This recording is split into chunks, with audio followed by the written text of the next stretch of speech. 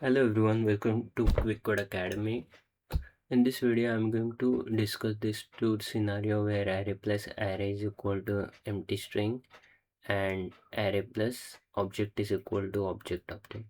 So let's understand why it behaves something like this. So first we will concentrate on first example where array plus array is equal to empty string. So whenever there is this plus operator, it can either do two things. It can either add the numbers or it can concatenate strings. So let's first see the output of it. So see, we are getting array plus array as empty string.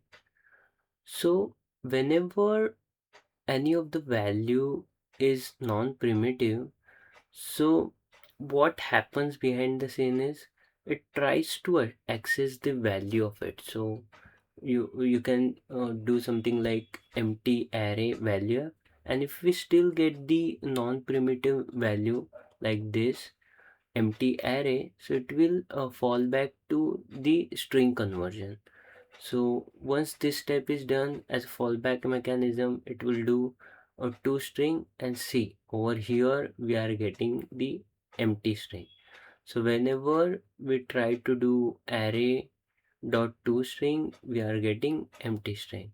So here there is this addition of two arrays, right? So if we do array plus array toString plus array toString, then we are getting empty string. So that is why we are getting something like this.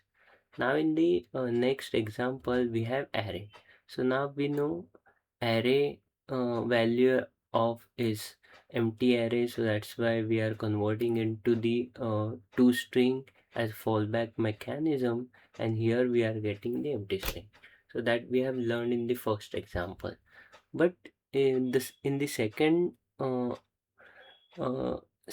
thing over here is object. So here we will try to do same thing. Object value of, we are getting object. So as fallback, what it will do, it will convert it into the string format. So if I replace this value and if we do toString, we are getting object. So it is nothing but empty string plus object. So you can also guess what will be the output.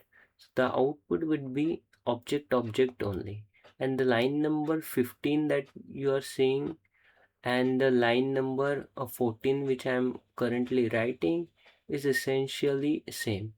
So this is how the convergence happens behind the scenes, and if you apply this thought process, you will be able to guess the output of this tricky statements easily.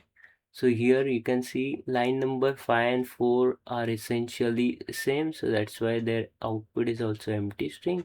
And in the second example, you can see the array converts to empty string, and then your object converts to the objects when we apply toString. So that is why it is the concatenation of empty string plus object.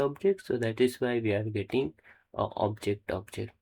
So when we see it in the first class, it looks weird, but if we see under the hood how it's happening, then we get to see uh, the exact output and why it prints something like this.